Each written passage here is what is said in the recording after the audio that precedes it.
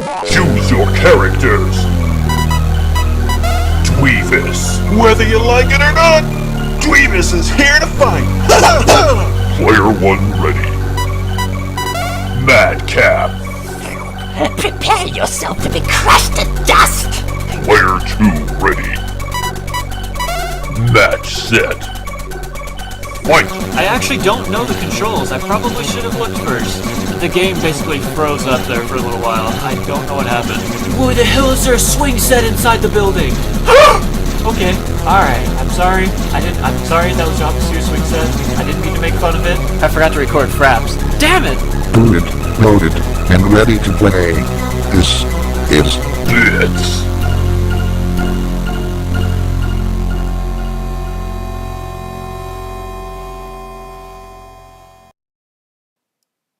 Hello and welcome to Bits. This is the podcast for gamers, by gamers, where we're going to go over all of the latest news, possible, I don't know, maybe awards or something if we feel like it, and anything that we've been playing that's really of interest, kind of keep you updated on what we're doing out here. And I'm your player 2, and as always, joining me is my co-op buddy, Dweavis. Hi there, everybody. All right, so it's that time of year where everything kind of dies, literally outside and in the entertainment world. But, there's a couple things to talk about. But yeah, most studios are kind of just cruising right now, getting ready to release things next year.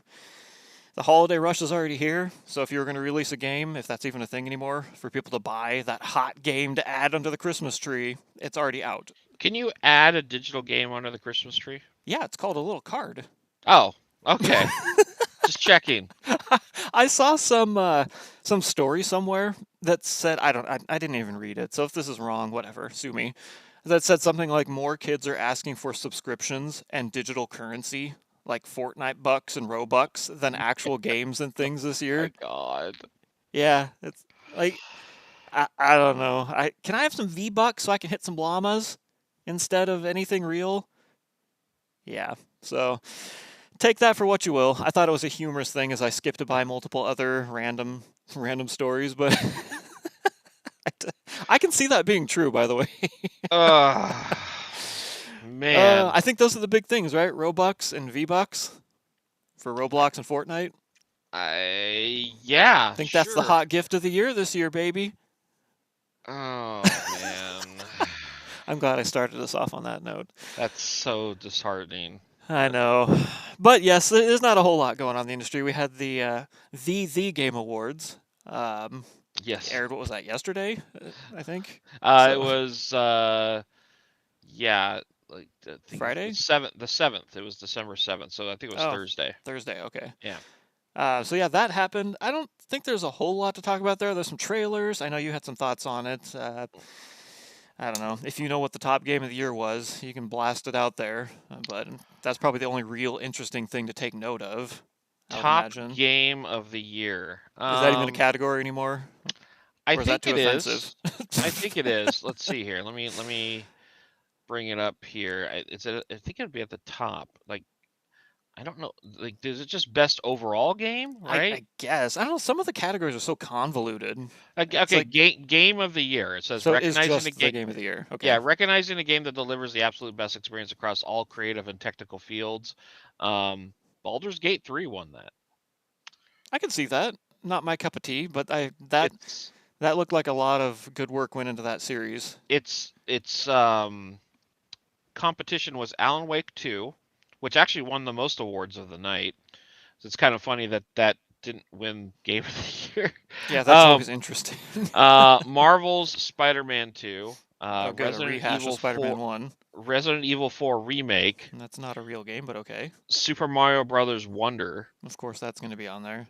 Legend of Zelda Tears of the That Kingdom. should not be anywhere near there. It's fun. It's funny to note. I mean, and by no means is this relegated strictly to the video game industry. Those are all sequels or remakes or reboots or something. Like, Yeah, I no guess. actual original game there. Right. Like, Yeah. the closest you might get to original game is Super Mario Brothers Wonder, but I think that's more still just just because Mario always is just like a spin-off of itself, right? They always take the core game and they add some sort of nuance to it. So I take that's the closest you're going to get to an original game on that list. Probably, yeah. Not to take away from the technical achievements and everything these games have, but still there's a lot of numbers after those titles, and then the one that takes the top honors here is Resident Evil 4, a sequel that's a remake. Yeah, that's pretty bad. Yeah, I mean, granted, they made it from the ground up, but it's not. Yeah, I'm hoping. I mean, not to say that I'm down on the game, but I'm hoping somehow this comes as a wake up call for Starfield to go, wow, I guess we didn't even make it on the list, when normally probably every Elder Scrolls game would, just because. And they didn't make it onto any category from what I saw either. They weren't even mentioned.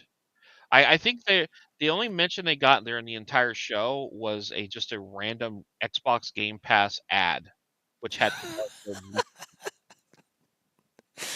Oh, geez. Okay. Well, I mean, yes, I'm still deep into Starfield, but it deserves every mediocre praise, I think. Not being in any award sounds about right. Is the game bad? No. Did it fall flat almost in every way? Yeah, I think so. I think it did. Somebody looked at Fallout and said, "How do we make that on planets?" And they didn't think about space. They didn't think about, gee, you think people are going to want to fly around in space? Nah, let's not do that. Let's just make it all loading screens. Mm-hmm. And I think that's where they dropped the ball big time. If they had actually looked at space sims, like No Man's Sky, unfortunately, Freelancer, those kinds of things, Mm-hmm. people want to fly in space. Yeah. That's why you play a space sim. Yep. You don't play a space sim to go stand on a planet and shoot a gun, and then load to another planet and shoot a gun. I can Yeah. do that in Fallout. I've got that in Fallout already. Yeah, what matters is the context, like you said, the things that are dividing the areas that you're going to. Because in a video game, if it's just a loading screen, that's the difference between one planet and another. That could be any game. Yeah, exactly. Yeah. Yeah, so like I said, I'm still enjoying the game. I've taken it for what it is, and unfortunately knowing it will never change because they built it that way. It's Oh, just the way it's going to be. just wait for the mods. The mods will eventually create the space stuff that you want. So I don't think you can. they will. They'll do it. They'll find a way. The only thing the mods could do is speed up flight, so you could fly around, I guess, Mm-hmm. between planets. But the planets themselves still don't exist, so Somebody know. will create them. yeah. I also love somebody will create them. It's possible, yeah. Maybe 10 years down the road, this will be Yeah. the game. Yeah. Yeah. Like this is gonna be. This is gonna be everywhere once the users create the space environment that everybody wanted. I wish them luck, because if they can do that, then I will hail and praise them. I feel like that there's enough people out there, enough talented people that if they feel challenged, they will take on the challenge. So Yeah, they're gonna have some deep coding to do. But there you go. Deep coding. I still think it's funny, by the way, that gas giants are like these sacred things that are impossible to go into. It's like Starfield. You look at the map and you click on a gas giant. It says you can't land here. Go find somewhere else to play. It's like, why can't we even if you can't land on it, why can't you just fly into the atmosphere, into the clouds, and then burn up? Where's the fiction in our science? Like, Yeah. Oh. because like it's like, okay, it already is unrealistic that you can go from planet to planet. That's just not a thing that can happen.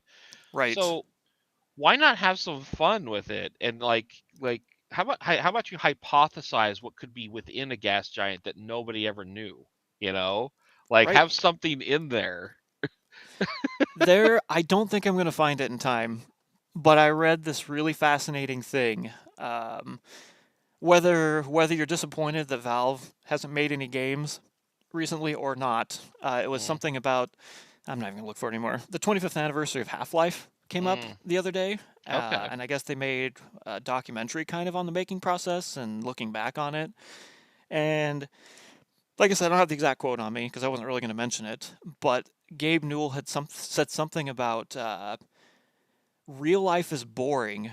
I play video games because real life is boring, essentially. And when they were doing Half-Life, they'd be having these conversations about the game, and the people would be like, "Well, that's not realistic. You can't. What? This isn't realistic." And Mm-hmm. Gabe and them would be like, "We don't want realism. This is supposed to be fun. Mm-hmm. It's about fun and a video game, and who cares about realism?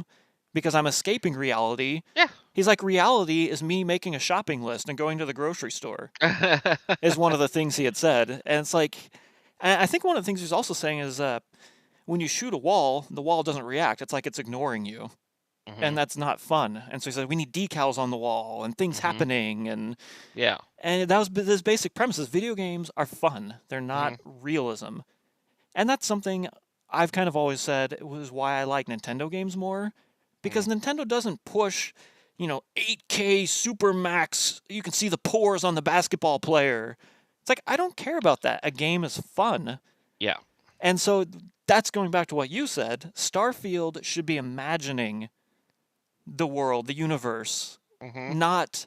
Well, you can't do that. Space is impossible to traverse. Well, then why make a space game? Yeah. What? Yeah. Yeah. So yes, I wholeheartedly agree with your statement, and so Well, does Gabe Newell. because like yeah, the I think the nuance when it comes to creating a game, especially if you're looking for plausibility, right, is like a semblance of suspension of disbelief, right? This Right. It's the same thing we equate to anything like if we watch Star Trek, Star Wars. All Star Wars is fantasy, Star Trek is science fiction, but none of that stuff is possible. But there are basic laws of physics that we associate with it, and like the usually a lot of it has to do with like the story and the characters and things like that, and just the way the world behaves. There's some logic behind it. Right. That's all you really need to be able to create something that is really out there and crazy. If you apply those things that allows a person to have a suspension of disbelief, then most people just don't care. Like Right. unless your product, like you said, like a flight simulator, right? Unless you're trying to actually create reality, that's the only time people will care. Yeah. Exactly. Right.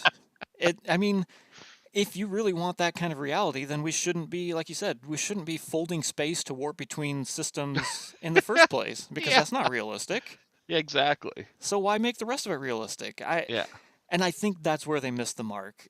And I think they deserve not to be on any of the awards. Wow. For once, I'm Harsh. I'm glad that it's like, it's the Harsh. big game of the year, so it has to be there, type of thing. So I don't know. That's just my 2 cents. There you go. There's kind of an insight into what I've been playing. It's still going. It's not. it's There's still frustrating bits, but I am enjoying myself still. So Okay. I mean, that's the important part. If you're still going back to it and you're still enjoying it, then it's doing something right. So, right, yeah. What um, else of note? We can talk about um, trailers and stuff, kind of. I guess at the end. Anything else noteworthy, or that your thoughts on it? well, so like the awards presentation itself, like I don't know how many people would actually remember where these game awards started. like I mean, I'm talking like when it started to be broadcast, right? Like there was it actually got broadcast on the TV and stuff like that. Um, I don't think it does anymore. I think there was a moment in time where it did, but I don't think it does anymore. Maybe it does. It seems like something like MTV would broadcast or something, Oh, Spike. right? Yeah. That's what it feels like. Yeah. Um, but they were definitely going for prestige. In the past they've played it kind of hokey. There was a moment, I forget which year it was, but they had an actor comedian, Joel McHale, host it, and his entire hosting technique was he was making fun of video games and people who play them. Great. Like basically spitting in the face of the people that are the ones that keep this industry alive. Um, and I feel like that they learned a lesson there. They're like, yeah, maybe we shouldn't piss off the people that buy our games. No. Um, it's almost Terrible. like if you had the Oscars, like stepping on people for buying popcorn and making fun of like you slobs or it's like Right. no, these are the people. What? um, so they've reversed course and they've made it a much more prestigious event now. I really got huge like Oscar night vibes from this show. Like they stepped it up on the class a bit. The presentation of the show was really good, right? It felt like there was some legitimacy to it. For the first, this is the first Game Awards I actually watched in a long time. So kudos for them for doing that. But on the flip side of that, and I've mentioned this to you previously, um, this is kind of like E3 light. Like the awards don't really matter. I know I know they matter to the people who get them. And if you see your favorite game win an award, just like if you saw your favorite movie win an award, you're like, yes, cool. It's like rooting for your team or something like that. But ultimately, people are tuning in to watch all the trailers and the announcements, which is very E3 like. This felt like an old school E3 demonstration, where they just like roll out the new games, roll out the creators to discuss them, and things of that nature. And on that note, I think it's also successful. It's kind of what we always wanted E3 to be. You know, we didn't have a developer or a like the head of a studio going up there in front of a crowd and spew a bunch of nonsense to us to try to relate to us. You're right. Um, Instead, it was just trailer after trailer after trailer. You know, one of the stuff we love so much about the E3 demonstrations were whenever what gave them high praise is whenever they just ratcheted out the games. Like, because all we wanted to see were the games. Tell us about show us the games. We don't care what you have to say. And Right. that's kind of what the show got right.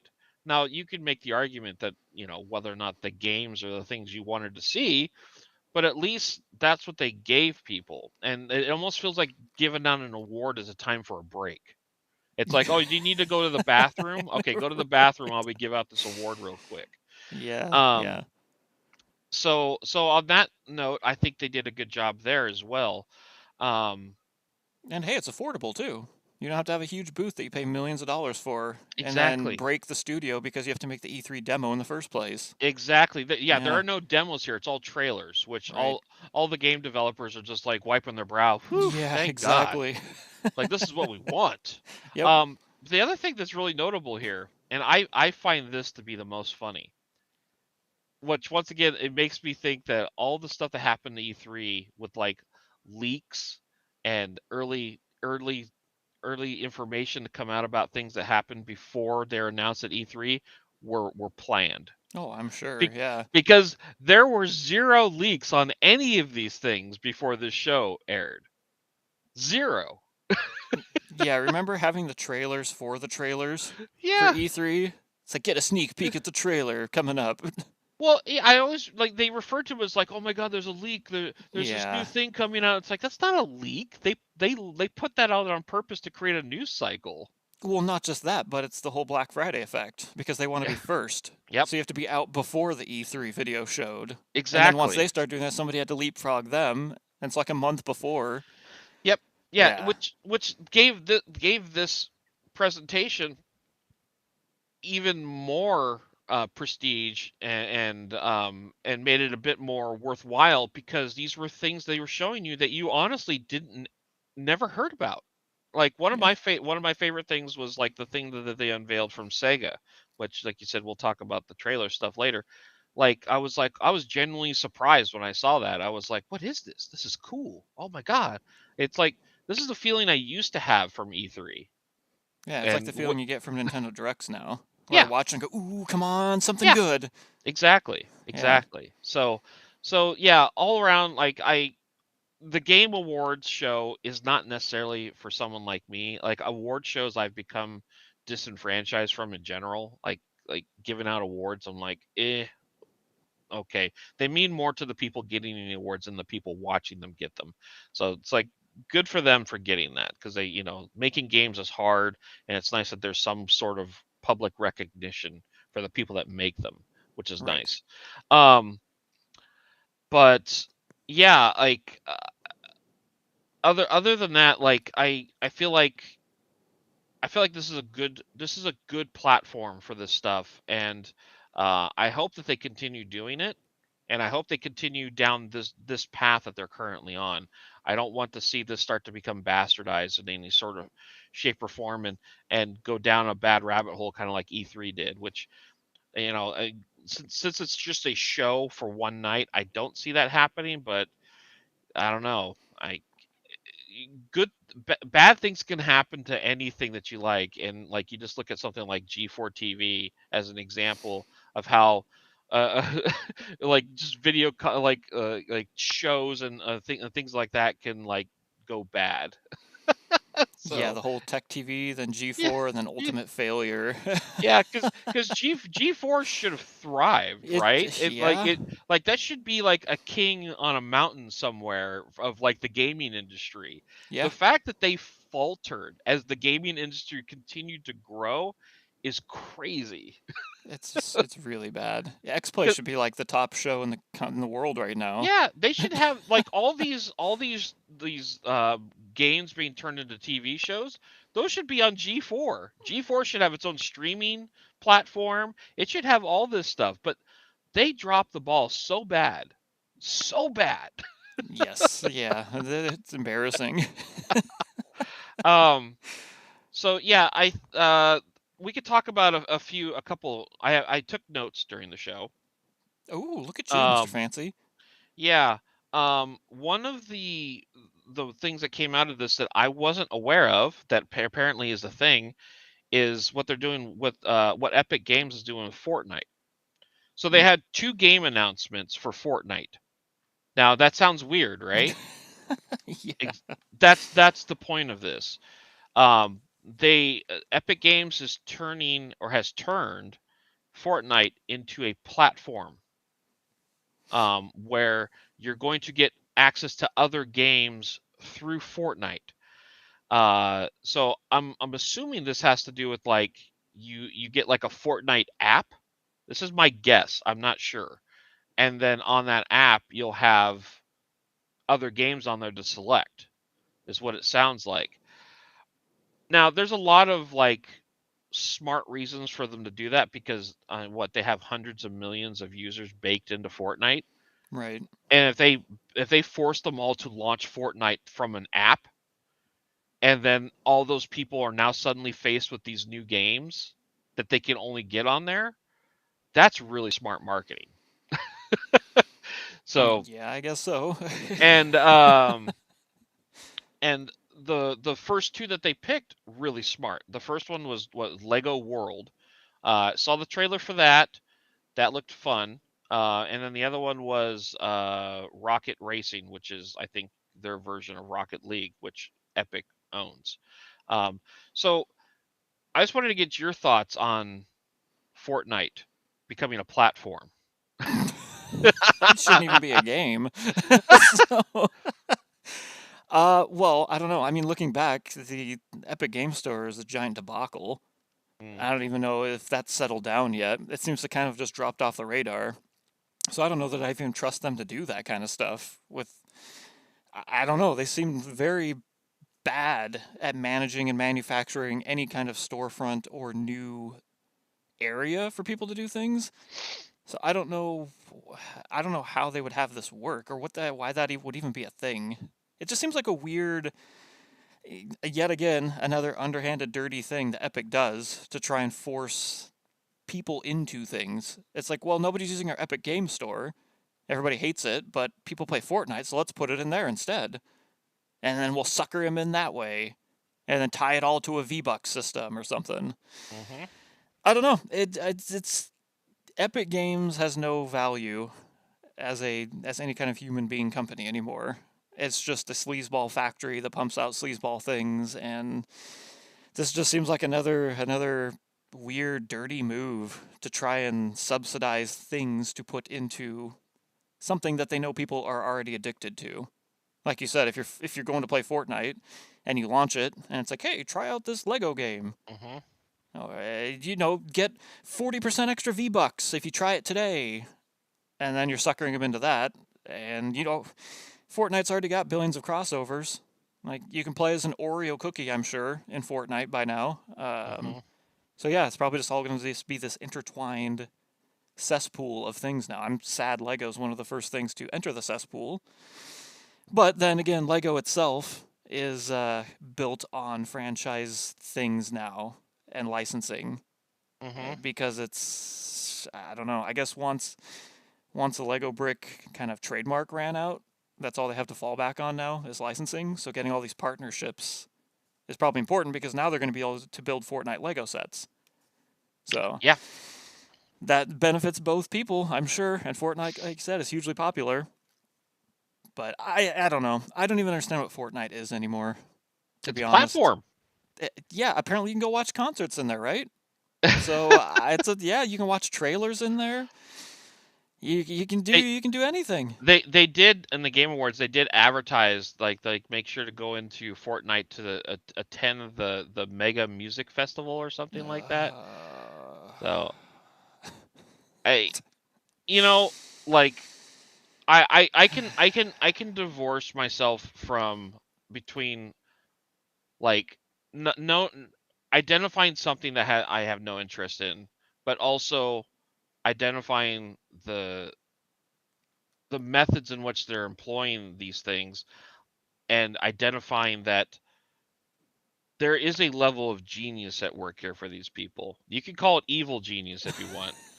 Um, but I never thought in a million years that I would hear about Fortnite platform, and I'm like it took my brain some time to compute that. Like, what the heck even is that?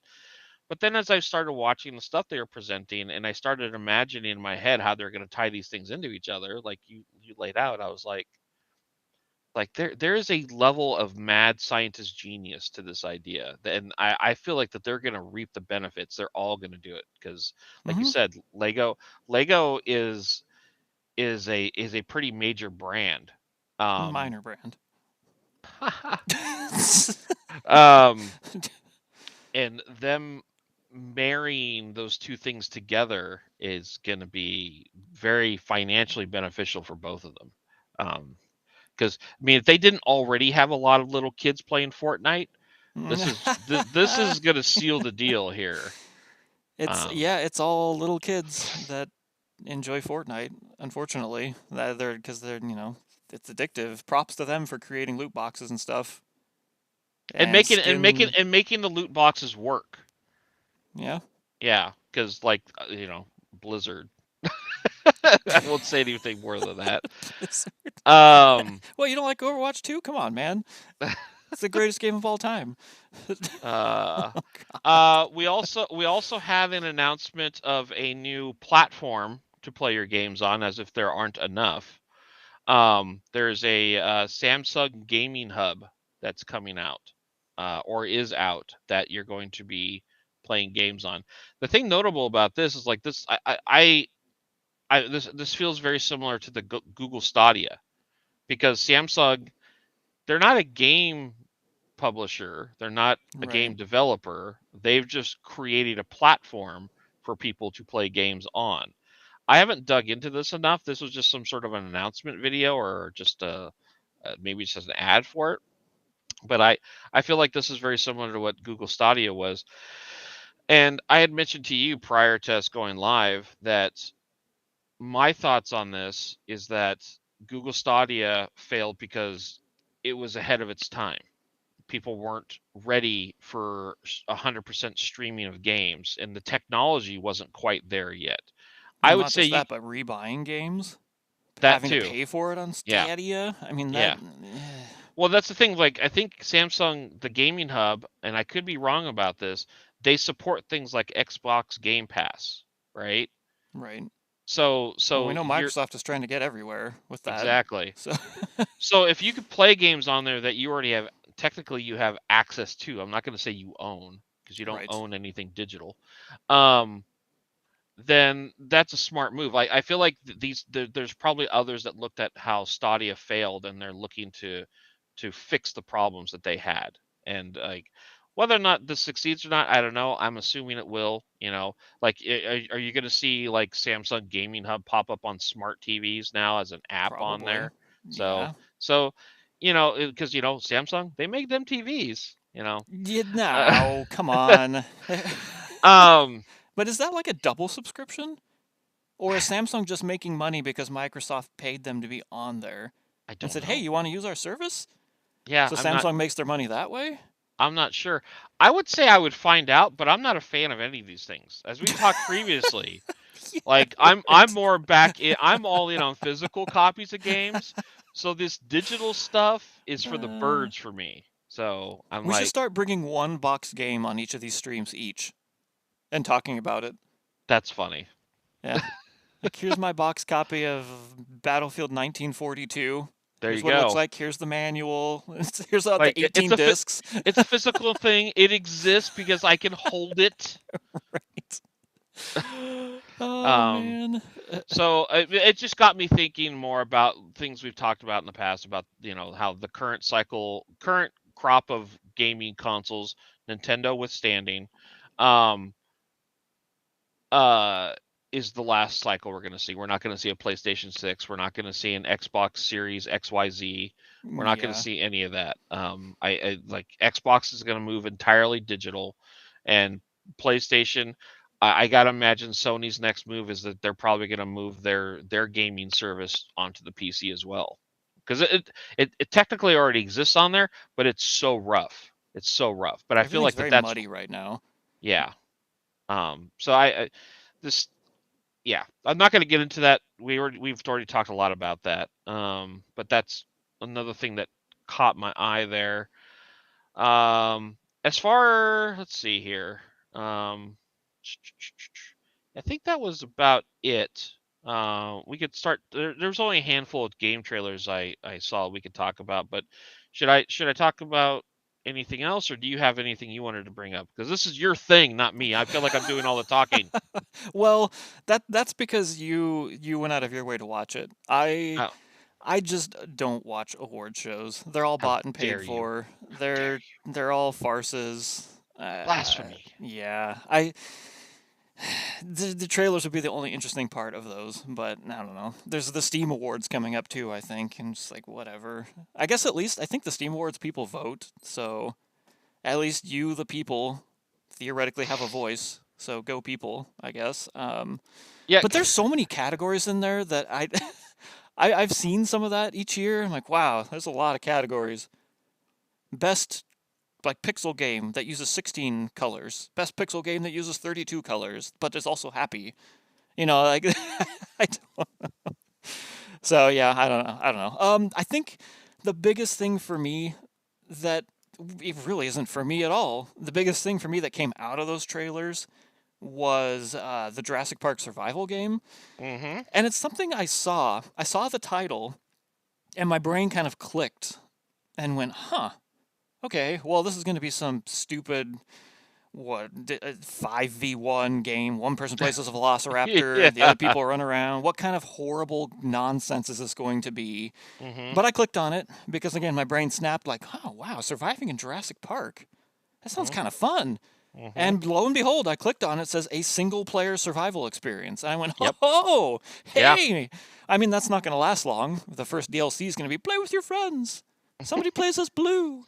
Oh, But yeah, but that right there is something that I thought of. And I'm like, why have we never had this? yeah. It's genius.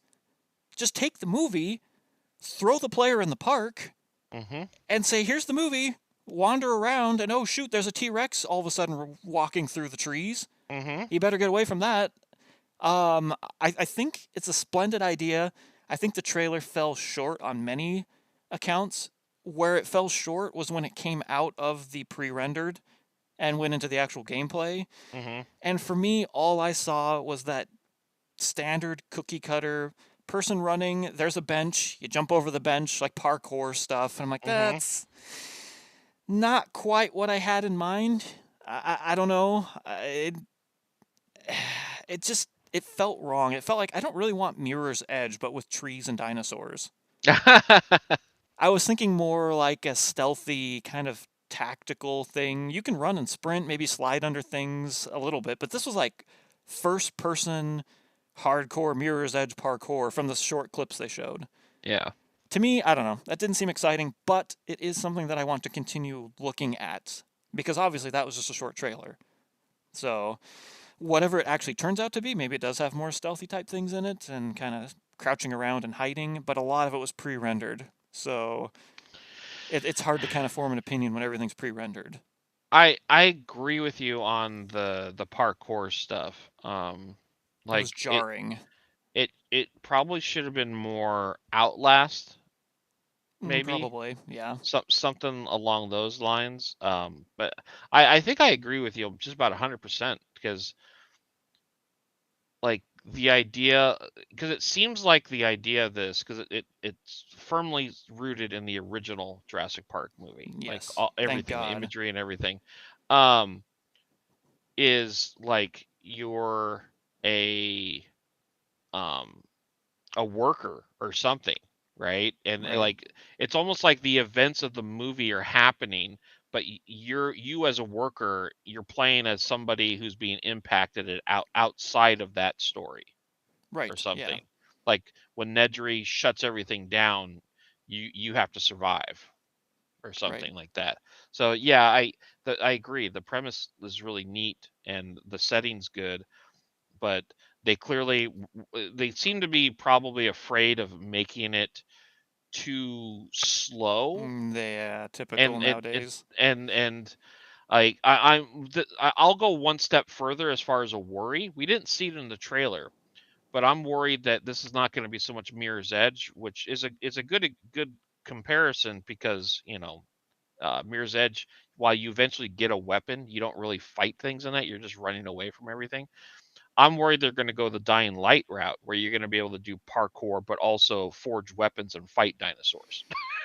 Yeah, weapons should be a very limited thing. I think they should just watch the movie and say how many things were shot. Like how many guns were there, how many bullets were there in the movie, and then go back on that and go, okay, let's kind of base it off of The, that. the only gun we saw was from a guy who got killed without firing a single shot. There you go.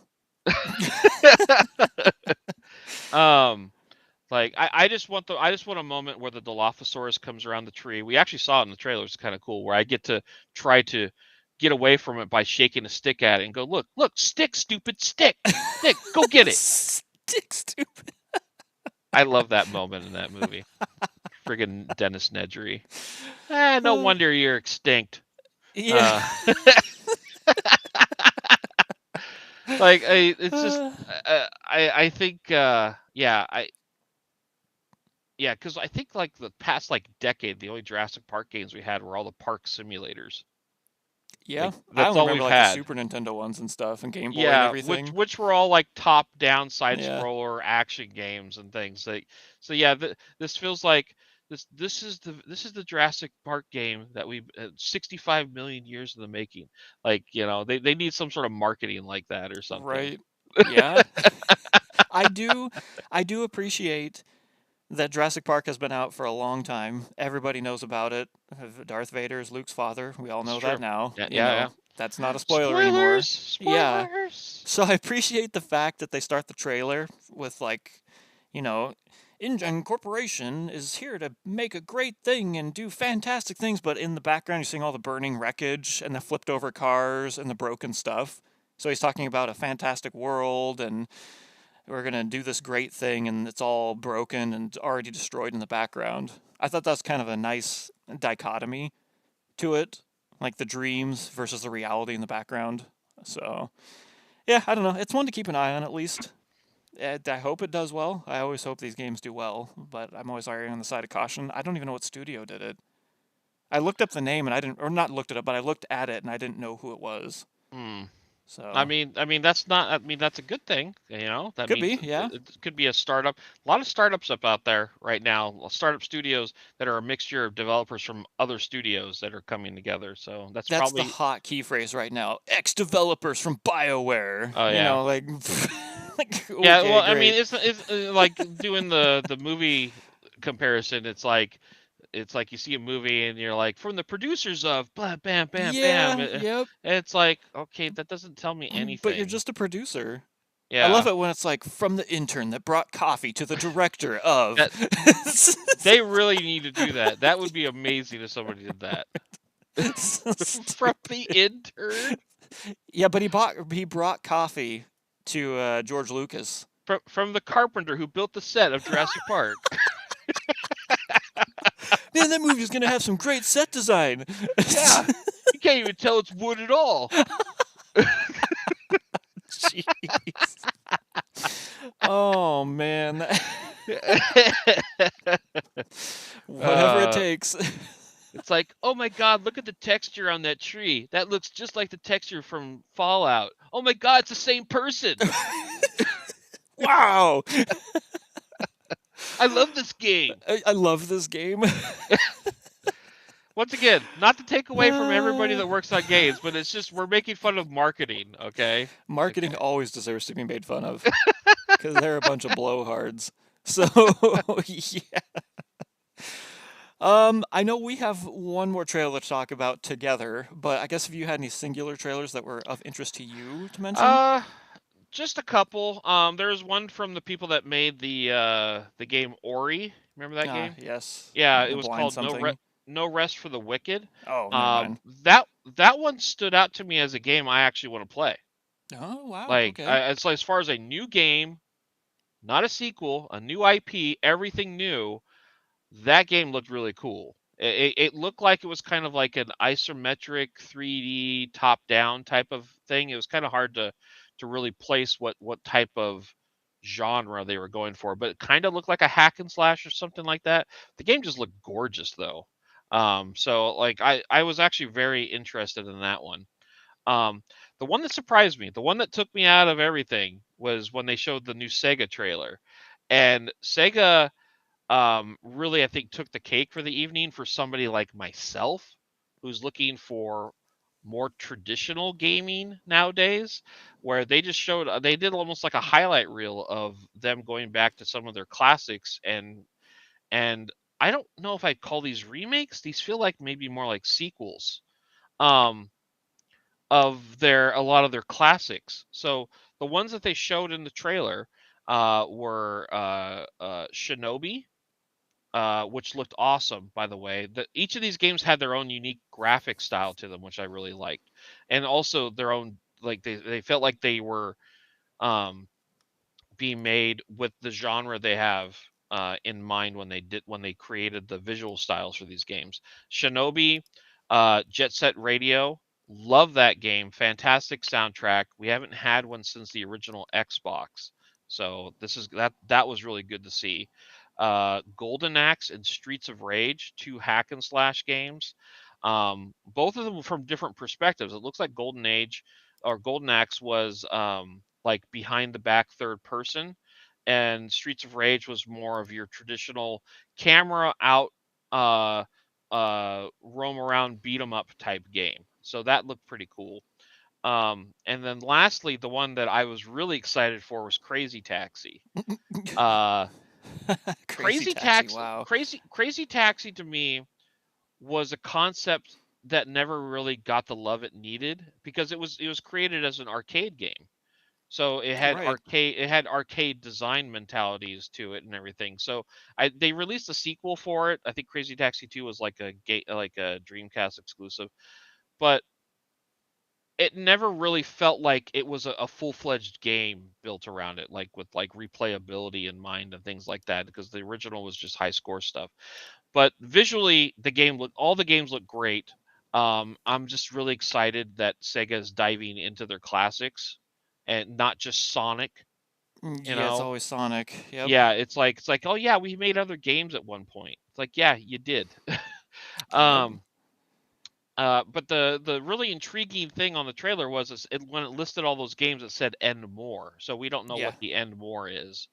So I was very excited for all those. So like, I just good want on a Gunstar Sega. Heroes, Oh, but that's oh. Treasure, so I don't know. But that was a Genesis game. Treasure doesn't even exist anymore, right? I don't think Treasure even exists. Like I don't they know. went away. I think the last thing they made was Mischief Makers on the N64. I don't know. Look it up for you. See if I can figure it out.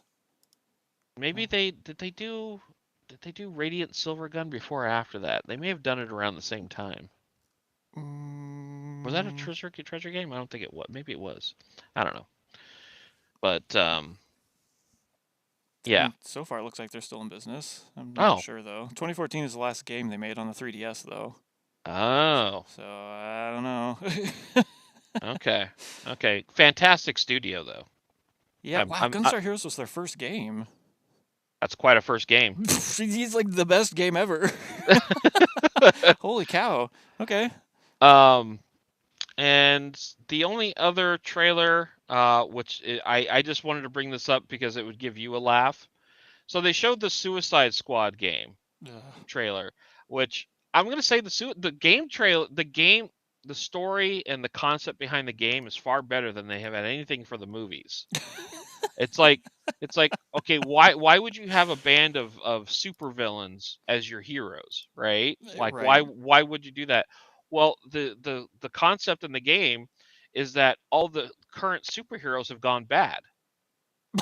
So like Superman, Green Lantern, Batman, they've all been infected with something that's made them evil. So Okay. so they bring in the Suicide Squad villains to take them down, and I was like, that's actually kind of a neat concept. I was like, I wish the movies would have done something like that. But the reason why I bring it up is because one of the main characters in it is one of your favorites, one of your all-time favorites, who was in both of the Suicide Squad movies, Captain Boomerang. Captain Boomerang's back. I love it.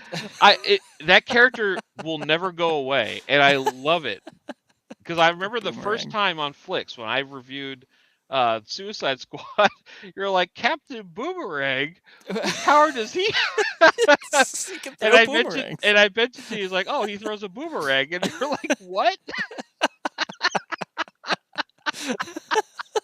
How on the nose.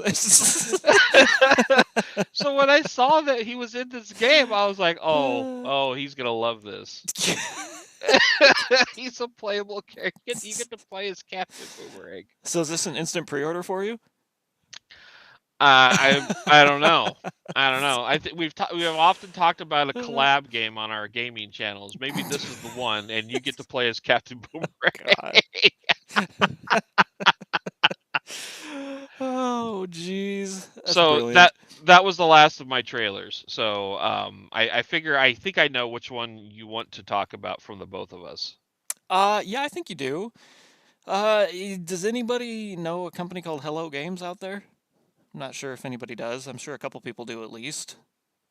Most infamously and only famously, No Man's Sky. Anybody heard of that game? I might have mentioned it a couple times. You probably talked about it once or twice. I might have some videos on my channel even with that game on it, maybe. Maybe. Maybe. Yeah, so they dropped a new trailer for a new game. I'm not entirely sure where this came from. I don't think there were any rumors of it, were there? No, I haven't heard nothing about it.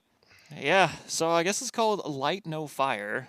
I don't know. The logo looks a lot like No Man's Sky. Kind of looks a lot like No Man's Sky. Everything looks like No Man's Sky. Granted, I'm sure it's in the same engine, so I can't fault them too much for that. Oh yeah, because I'm it's all procedural, just like No Man's Sky. So yeah, I mean the first comment I had was actually being kind of surprised that they have a full-fledged game because they have been supporting No Man's Sky quite a bit. So to also make a full game on the back end of that while fully supporting No Man's Sky, that's pretty impressive. I'm not gonna lie, that's a pretty good feat. So props to them for that. As far as the actual game goes, I wouldn't say it looks bad. The expectations are already tempered in everybody's heart and soul for how poorly No Man's Sky came out of the gate with all the promises and failures that they had. So I'm sure there's going to be a lot of let's wait and see on this one from people. But I think the trailer overall did a very poor job of even making me understand what the game was. Yep. I watched it and I'm like, you're on a planet. I saw a guy chopping trees. You can fly around. I guess you can shoot a rabbit or something. But I'm like, what do you do? What is the point? It didn't say like build a base and survive the harsh reality of this planet. It just had people running and doing things. Yeah. And I didn't understand what you were supposed to do. Are you chopping trees to build a base to then get gear, and there's dungeons you can travel with your friends in? Like, what is the game about? I think they really missed the mark on telling you what the game is about. Mhm. And I just didn't get it. Yeah. If they explained a little bit more what it was, I might have been more excited. But I don't know. It's a game about things, and stuff happens, and you can play as a bunny and ride dragons, I guess. The thing that stood out to me, which I think was probably the most telling scene we saw in the trailer, was when they showed like 3 people swimming underwater together. And I was like, okay, so this is just like a lounging chill simulator. That's what I'm wondering. Like Yeah. like there doesn't seem to be things like quests Right. or purpose behind actions other than I want to make or build things. It, Right. it it's very like the whole trailer just seemed like a tech demo, which is why I had mentioned when we were watching it that it reminded me a lot of the initial announcement video for No Man's Sky, where it just looked pretty and they look like a proof of concept video or like a Right. tech demo or something. Um, so what I think would have helped sell it is like after that initial video, if they would have given us a peek at what the actual gameplay cycle looked like. You know, Yeah. normally when you do a trailer where it's mostly cinematics and things of that nature, or and by cinematics I mean like things that are being shown to you in a very specific way to evoke a feeling. Because when you play the game, you're not going to play it while it looks like that. You're not trying to do cinematic camera angles while you're playing the Yeah. game. Right. Yes. Yeah. Um, but we needed a moment where they showed us something other than people walking around, swimming and flying. Like, Yes. like okay, there wasn't even any on-screen text to describe what you're supposed to be doing. Not Like, really. I think they No. mentioned like it's multiplayer and this. It's like okay, great, Yeah, I do sure. like in the beginning that I think this is a play to stop people from going, oh, all promises, no delivery, because it says all footage in a game multiplayer. Oh yeah, they made sure Yeah, to put that on there. this is a real game that is being played right now. Yep. It's just- Yeah, something about that lawsuit on Steam might have oh, something to do yeah, with what was that. that? I don't know, some lawsuit, yeah. Yeah. And again, I want the game to be good because the theory there is pretty neat. Running around with a friend and exploring it. Because if you take No Man's Sky, push it all down to one world, one Mhm. single world, and focus all of your procedural generation on that, and you can run around an entire world, it sounds pretty cool to do that with friends. Mhm. And like you said, they've already got it's what I was saying about Starfield. They should have hired the No Man's Sky people to make a planet for them and just say, you guys focus on this one planet and make it. And that would be really cool. The Subnautica people make us a really cool water planet. So if they're taking all the stuff that they've built in No Man's Sky, the underwater stuff, this, that, the other, crushing it down, it could be good. I think the problem here is that the trailer was bad. Mm, And we don't know what the game is about yet. There were yeah. skeletons in one part. I'm like, why are they there? What do you do with that? Do you kill them, get loot? Do you get gold? Do you go buy stuff? Yeah. Is this What? like is this like their Minecraft? Is that what this is? Yeah, that's a good analogy, probably. Their Minecraft. I could see that, yeah. Uh, I don't know. I will say right now, I want it to be good, but there's no way in heck I'm pre ordering this. I am going to wait well into it being released Yeah. to jump anywhere on this, so. Yeah. I don't I know. It's mean, sad, but that's what it is. They've y- completely failed the first time, so. actually, and I think much like loot boxes, I think the word procedural is a trigger word Yeah, now. could be. Uh, because like I see procedural and I just think, okay, so everything there's nothing unique.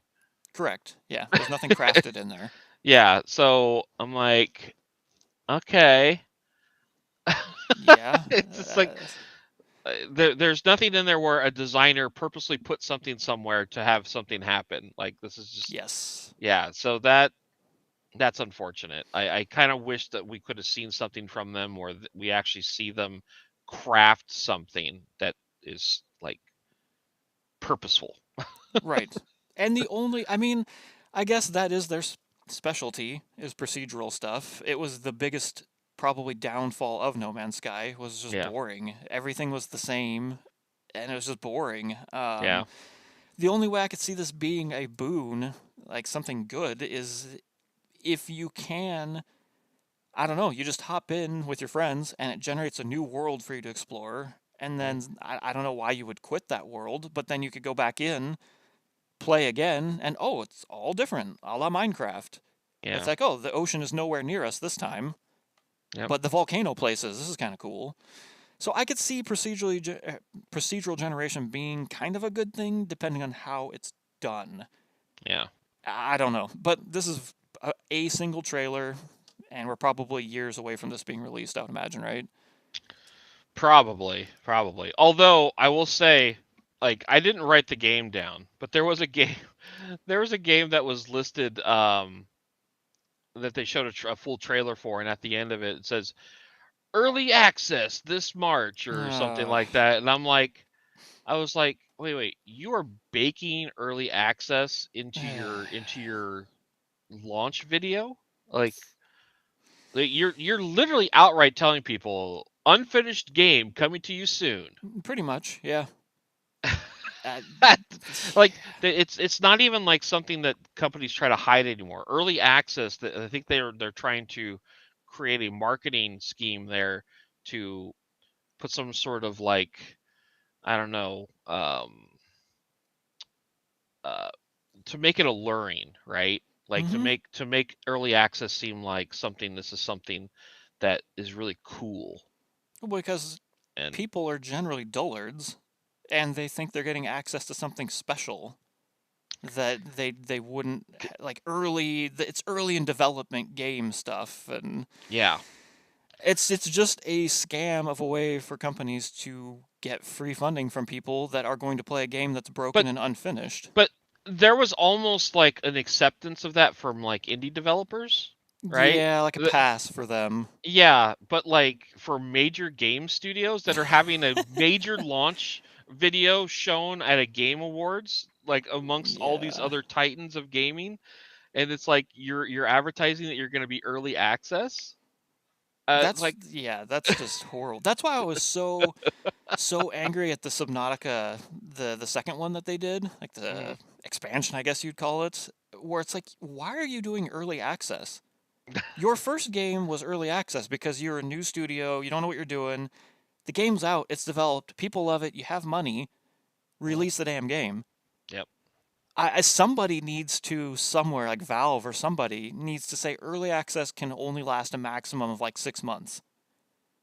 But early access Yeah, for like 5 years, well, some of these games is just absurd. this is where you get into the problem, and I say this not entirely without irony, of the free market, where it's something like that's not going to go away unless people stop giving it money. Yeah. There's no way to regulate that because you're outright telling people like this is this is something that's unfinished, right? Right. Like this that and people are like they can claim ignorance like I didn't know. It's like, well, it's called early access. Like that Right. name should let you know that you're getting it early. And that could have many different meanings. I think the only time I ever saw early access as something that was downright corrupt and evil, which should not surprise you, was when we got Fortnite. Now, Oh yeah. Yeah. for you it was different because you got the thing online. I went and bought what I thought was a physical copy of that game from Best Buy. Yes, I remember I that. yeah, I've told the story before, but just to recount it real quick because the early access, it triggers me too. Um, when I took the game home and I opened it and to find there was only a card in the container telling me how to get the game to put the code into my PlayStation. And I bought access to the season thing that they did and I was like, that is evil. It's like, why would you have a physical case in a store that's a digital only game? Like it wasn't even a card, right? Like you see on the hooks Right. for digital only. Like they literally put it in a game case. Yeah. I I Epic oh my god. Games. I just mm, that was so gross. That was gross. Yeah. But something like that I feel like you could make a case for like a lawsuit or something like that if you really wanted to go that far because that is literally they're tricking you at All that of Epic point. Games is a lawsuit. So Everything they do is a lawsuit. but but yeah, like yeah, to your point though, like I don't think this is going to go away. I wish it would. But people just need to stop buying into it. There needs to come a time where gamers realize that they're sick and tired of buying unfinished games. But I think unfortunately that the gaming industry is grooming the younger gamers to accept and expect this sort of thing with their games now. Pretty So much. Yeah. so they're like, "Oh, it's early access." Well, I mean, every game's early access. It's I like, think it's just games as a service now. yeah, Just stop games as calling a it early service, access. Just here you go, buy it now, and we'll continue developing it for the rest of your life. pretty much. And There you then go. that way you continue playing it for the rest of your life. So, Right. um, I wanted to say real quick, just in case anybody, well, first of all, if anybody does listen to this, hello, hello. Um, just to make mention real quick of the new Hideo Kojima game that they Oh announced yeah. there, OD. What kind of Like disaster they is this didn't, going to well, be? they didn't show anything. They showed a trailer of like the voice actors up close Ooh, and being boy, who cares? frightened or something. Um, they made a big deal about the fact his collaboration with the filmmaker Jordan Peele, which that's fine. I feel like the two of them actually probably share a lot of the same sentiments when it comes to stories and narratives. So I think whatever story they've concocted should be unique. Um, but reason why we don't have much to say about it is because they didn't show us anything. They didn't tell us anything other than about how amazing it's going to be and how unique it's going to be. It's like, wait a minute, is this a pitch meeting? Are you pitching your game to the people? Like this doesn't Yeah. make any sense. Like the fact that they didn't even have anything from in game to show people. Right. Yeah. It's like there's a level of arrogance there. I get it. Hideo Kojima is like a god amongst gods for a lot of people. I get that. Um, but that's kind of crappy to come out and just like, hey, here's a title card That's as bad and as the title card. Yeah.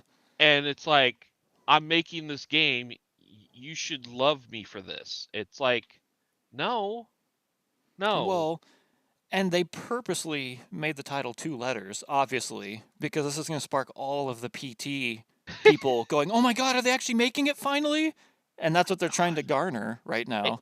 it should have been, instead of OD, it should have been SD. Then they could have had PTSD. Yeah. I actually thought of that when I saw OD. I was trying to link them together. PTOD. Yeah. It should have been PTSD. See? We're already discussing PT. So they did their job. That's what they want. They want all the people to start because building their own fires and rumors. because like this is like exactly what happened with that, because wasn't it Yeah. Guillermo del Toro, right? Yes, He was yeah. partnered with him for that game. Yep. Exactly the same thing. Yeah. Well, what would if PT stood for playable teaser, what would OD? Obvious Um disaster? I don't yes. know. Like what Obvious disaster. what is this going to be? I don't know. I don't know. Yeah. So anyways, that's why we didn't have much to say about it, because they didn't show us anything. They didn't say anything. So there's no reason to get excited about anything at all. So stupid. It's like when Bethesda came out, talked about Starfield, and then they showed a logo for Elder Scrolls 6 like 5 years ago, and it's like, oh my God, the logo for Elder Scrolls! Whoa! It's like, no crap, they're working on it. That's the next one in the cycle, the machine. You Mm-hmm. don't need to show your logo Nope. with no gameplay. The machine knows Elder Scrolls is next, followed by Fallout, and I guess now Starfield too. Yeah, it's yeah, people like you said in their arrogance, just yeah, great. I mean, there's a legion of fanboys and fangirls or fan whatever you want to call them, out there that eats this stuff up because they live and die by certain game creators. And I mean, I would say like just to show like a bit of our humbleness here, right? Like if Miyamoto came out and said like, "Hey, I'm working on a new game and here's a title for it," it's like we would probably be happy that he's making a new game, I right? think And I it's would just like, shrug it off. but still, like there's something about the fact that he has like the Midas touch when it comes to games. And if we saw like a new IP from him or something like that, that he's actually working on something, it would get us excited to the level of no of like, oh, that's cool. I'm happy that they're working on something, and I'm happy he's doing something new. But we wouldn't be there sitting there salivating and drooling as we're watching the title card appear. Like that's not what we would do. But I feel like Hideo Kojima, I think he expects that from his fan base because that dude's always been kind of like a rock star type guy. I think Like, so, yeah. yeah, and I don't mean the studio. I mean the mentality of a rock star. Um, and that's why he enjoys doing things like this and screwing with people. Ever since Metal Gear Solid 2 came out and messed with people's heads, like I feel like he's got a taste for that, and he just never let it go. So, Yeah, I could see that. but are we done with the Game Awards? I think we're done with the Game Yeah, well, I Awards. think that's pretty much everything we had to talk about, really. I have a couple games I could talk about real quick. Okay, I have a couple, but I'll probably just save them, I think. It's not Oh. worth it right now. Well, I have two. One I'm just mentioned because I'm not that far into it. Which is I finally started Valkyria Chronicles 4, which is the Sega kind of real-time strategy uh action game, like narrative story driven. It's kind of its own genre. It's really Right. kind of hard to. Like a hybrid of genres or whatnot. Um, but a resource management a little bit maybe. I don't know. It's hard. It kind of got RPG elements to it. I don't know. But I absolutely love the original game, and I'm not going to get deep into why I haven't played parts 2 and 3. Suffice to say, they've never been readily available here in the United States. I think one of them might have been, but I think it was on the PSP or something like that. In any case, I'm about one third of the way through that game. It's a big game. There's a lot of game to this thing. Um, and so far, I'm enjoying it. It's very similar, almost to a fault, to the original game. They'd certainly have added in some new elements to it that I'm enjoying. But overall, it's good, and I'm having fun with it. And if you are interested in joining me on my journey with it, it is going up on my channel as we speak. So, so you can find that on there. I'll talk more about it the further I get into it, because I feel like I've cleared what I would consider the prologue portion of the game, which is like about almost 7 hours into it. Jeez. So, um, another game I played and finished because it's rather short is a game called Far. Far colon Lone Sales. Um, it's a I would say it's an indie game. It's a very small game. It took me like 2 hours to play it. It's Hmm. very small, um, but it's rather unique. Where it's kind of like a how should I put it? How about this? I'll just describe what the game is, and you can tell me what genre you think this is. So you play this little character. It's side scroller view, but it's a 3D graphics, and you're operating a vehicle that is traversing the landscape, trying to basically going from left to right the entire time. You don't have any direct controls over the direction you're going. All you control is the speed and the types of propulsion you have, which is uh, like motor based and wind based. And depending on like what type of environment you're in, like sometimes you need to employ the motor, sometimes you need to employ the sails. But also environmental things happen, like there's a moment where there's a hailstorm that happens that short circuits your sails. But so you need to move your vehicle with the engine while at the same time putting out fires that are happening on top of your vehicle from the hailstorm. So there's a lot of micromanagement stuff, macro stuff you need to do, that with the entire purpose of the game to reach your objective and making sure that your machine stays together and makes it through the journey. And along the way you get new things, you add in new tools to your vehicle. At one point you add in a welder so that you can, when things blow up and break, you can weld them and fix them again. You need to manage the fuel intake for your vehicle, so throughout your journey from time to time you can stop and get out of your vehicle and go pick up things to add fuel to your engine.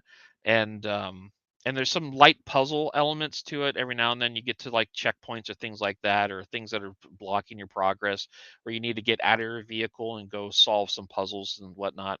It's all very it's all very kind of how should I put it? I don't mean this as an insult. It's all very lightweight. It's all very easygoing, laid back. And I really enjoyed it for that. Like I never felt stressed, even though there was times where I had to manage multiple fires on my vehicle and weld things and things like that. It was never stress inducing. But at the same time, I did feel a sense of urgency. So they found a nice balance there, where it was laid back, but still gave you a lot of things to focus on.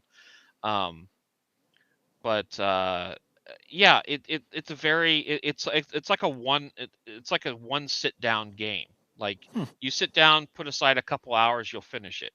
But it's something I would recommend playing if you're into those type of like resource management things, to make uh just managing many different elements to make sure that everything's operating correctly to make something work. So um, it's got a story to it, but it's all very abstract.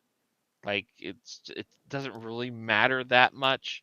Um, but I was I was happy that it wasn't what I've been playing lately, which is those grief simulators that I always talk about. I was like thinking, it's like, oh my god, is this going to be some existential thing about like how terrible this person feels because this thing happened and yada yada yada. Thankfully, it never gets into any of that. It's more about the focus on the gameplay, which is what I liked about it. So, but yeah, that's all I have for now. Okay. Wow.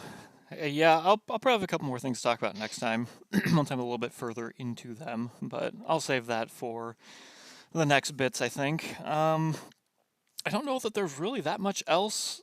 If you want to know kind of our reactions on the live action Zelda movie, we had that in Flicks. I guess to sum it up, I'm assuming it's going to be a total disaster, but I love Zelda, so hopefully it's not. But it's live action. I don't know why they didn't do the Mario thing and just make it 3D.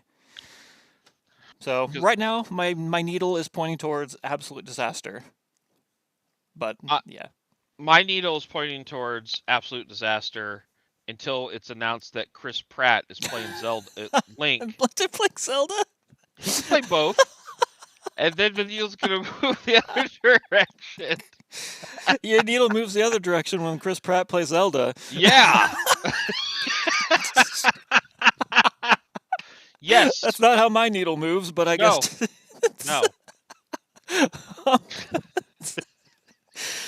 Hey, don't knock it till you see him. All right. Okay, I won't. I won't. And Chris Pratt's gonna be playing girl boss Zelda, Girl boss.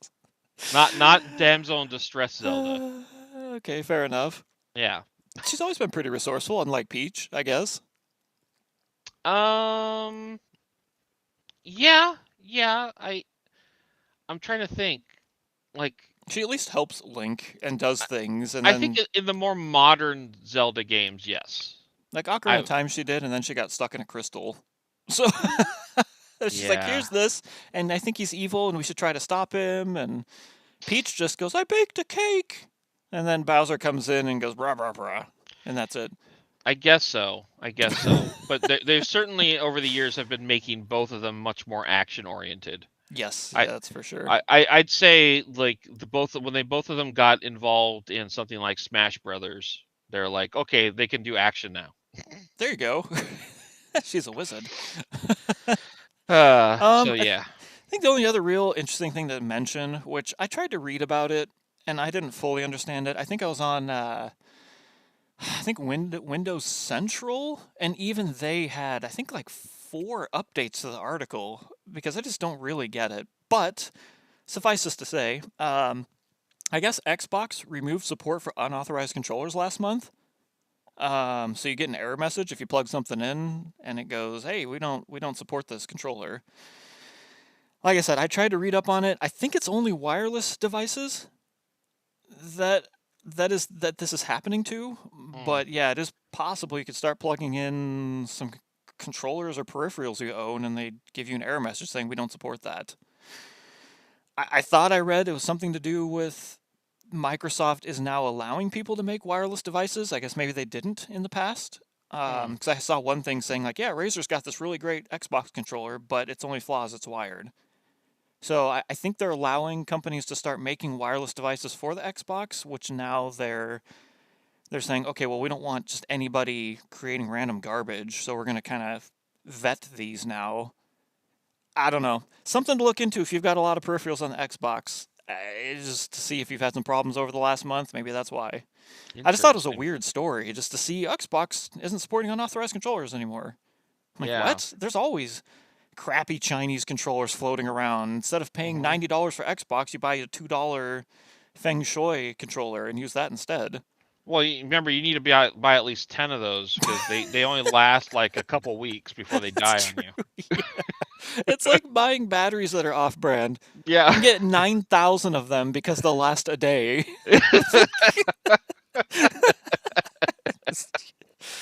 Yeah, I don't know. Look into that. If you've got an Xbox, I don't. So I saw my interest fading the more I tried to read about it. But yeah. I have an Xbox 360.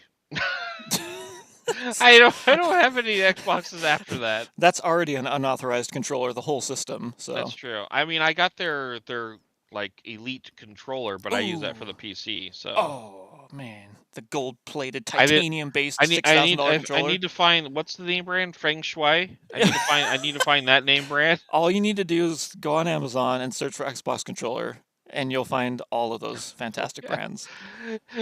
Note to anybody watching: if you go to Amazon and you type in Xbox controller, be a little bit cautious if you see $5 controllers. That's not a great Black Friday deal. Poor little Johnny won't be able to play his Xbox this Christmas. So. Grandma and Grandpa are getting little Johnny a controller for his Xbox this year, and they're like, "Ooh, $5! That's a good deal for Johnny." Oh no, Johnny! Should I we start a know. GoFundMe for Johnny? I guess so. Yeah. Poor little Johnny's not going to have an Xbox this Christmas. Please fund us. Oh man, I just it's so bad. Oh. Oh, Johnny. Oh Johnny. Oh Johnny. Poor kid. He had his heart broken. We need money desperately. Have an Xbox this Christmas. I don't know why that's so funny, but it is. I don't know either.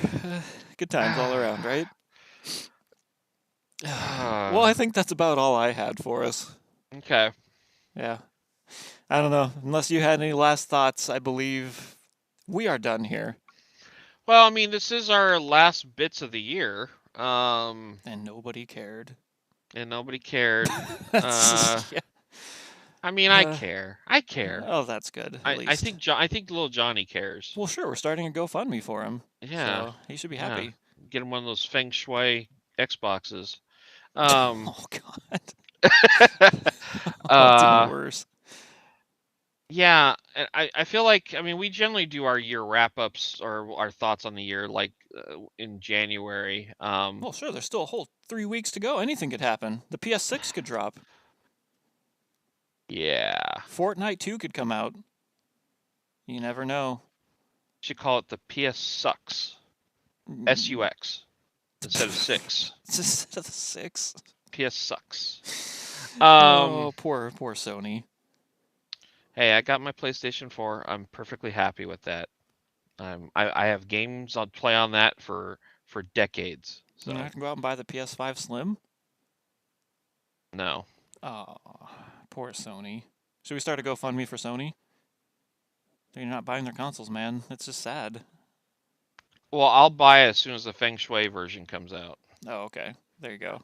Yeah. No, I guess I don't have much to say other than that this year was. I feel like a broken record here. I feel like each year's been kind of a disappointment, more so than the last, and I'm just like going into next year, like my enthusiasm level for the games and the industry is at like an all-time low. Yeah, it's Just kind of weird to come out of a year and go, well, I don't really have a favorite game for this year. I mean, It's not to say I nothing came out. see. I have to qualify that. I probably do have a favorite game, but it's probably something that didn't come out this year. Oh, well, it doesn't count Like, then. because like it's a game. I consider my favorite game the game I played. Right? Like this is the game Right. I played this year, and this is the game that I liked from this year. Um, I tried to play a game from this year. Hello, Hogwarts Legacy, but you won't stop crashing on me. So I tried. I tried. Uh, Um. So yeah. I don't know. I. I'm curious what direction our game industry is heading in at this point. only down, I suppose. Um, like we don't really get a good sense of the how should I put this? The sort of how well the game industry is doing, right? We we we don't know what kind of, like, for instance, when movies come out, you get a box office report, right? And you see how much money was put into the movie versus how much it made. We don't have stuff like that for the game industry. All you get is Starfield has sold 11 million copies, and that's Yeah, about yeah. it. But see, like the thing is, like, how do they gauge that? Did they gauge that off of like Xbox Game Pass subscriptions? I don't know. Yeah. Yeah, because people aren't necessarily buying that game. I think most people are subscribing to the Game Pass thing. Like, everything's so muddled that it's hard for me to envision how successful the game industry is right now. Like, is there just specific studios that are doing well, or like is like the indie market booming and they're doing really well, whereas like the major game studios are remaining stagnant because like all you see in the news, and I'll say also from my personal perspective, is nothing but mass layoffs happening to the game industry. Like Yeah. across the board, studios shuttering, people getting laid off left and right, but yet I'm still to believe that the game industry is in a good place. Like Yeah. I don't understand. I don't understand that. So I kind of want to try to figure out. I want to know exactly what state the game industry is in right now, and if it really is in a good place. Because I honestly I cannot say for a fact one way or the other, and that's kind of problematic. Yeah, that's definitely true. I don't know. I don't know. It's all bizarre. So yeah, Well, like we'll see if Nintendo can breathe some life in. I'm sure the next console's around the corner somewhere. Nintendo's bulletproof. They're not. I wouldn't even consider them part of the game industry anymore. I feel like they are technically their own industry. So Probably, yeah. like whatever happens to the game industry is not going to impact them, because they have separated from the rest of the group at this point. They're off on their own, doing their own thing, and they're being successful at it.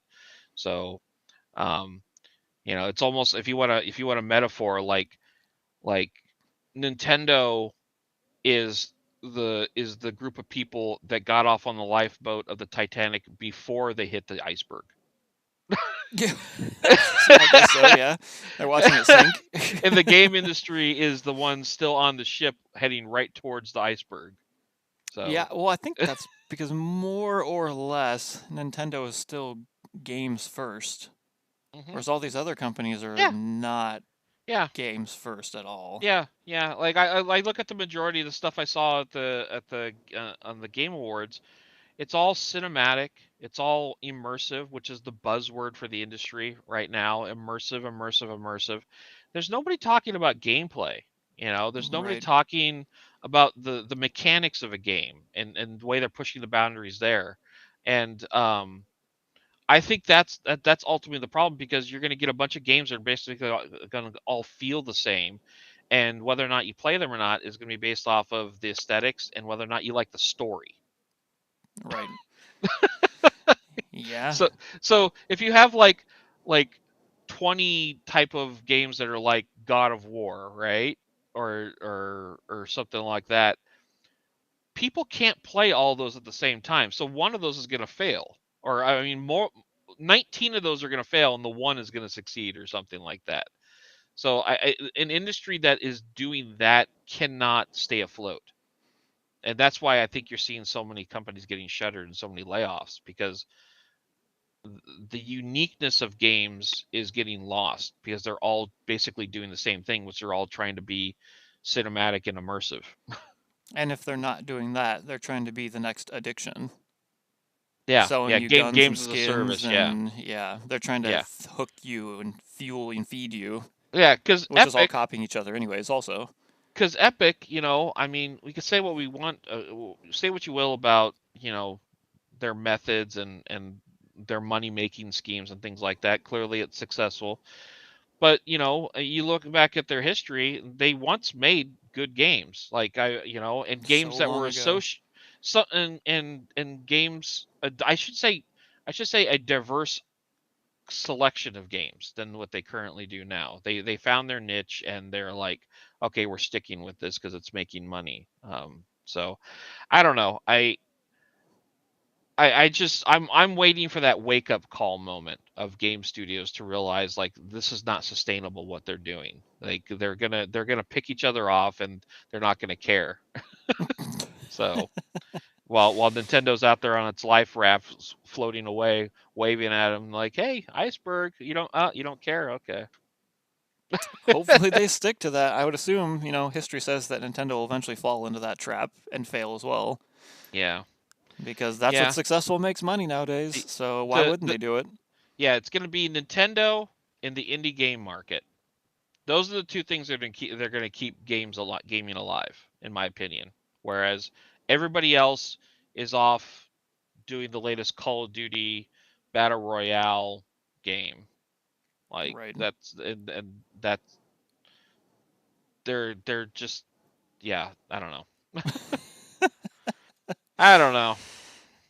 What do Oh I well. know? What do I All know? I'm dumb. I'm stupid. I'm an old man. Yeah. All that to say, another disappointing year. So, and the trend does not seem to be breaking anytime soon. There you go. No. Yeah. Oh well. Well, that will I think wrap things up officially now for us. So I guess play what you got, and hopefully you enjoy it. Hopefully there's something you're looking forward to next year. That's coming out. At least something that you can look forward to. But until then, just keep playing what you got, finish it up, and look forward to the next year. See what it brings us. And that will do it for us for this fantastical year here. I know we can still find your stuff at Game with Dweavis, YouTube.com, Rumble, all those things still. Mhm. You know, all kinds of things going on that channel. Yep.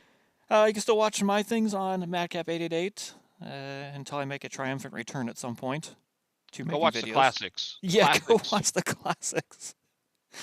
But other than that, that's it. Thank you, everybody, for listening to this episode of Bits. And I suppose we will see you in a brand new year with brand new things to talk about. So until then, thank you, everybody, for listening or watching now.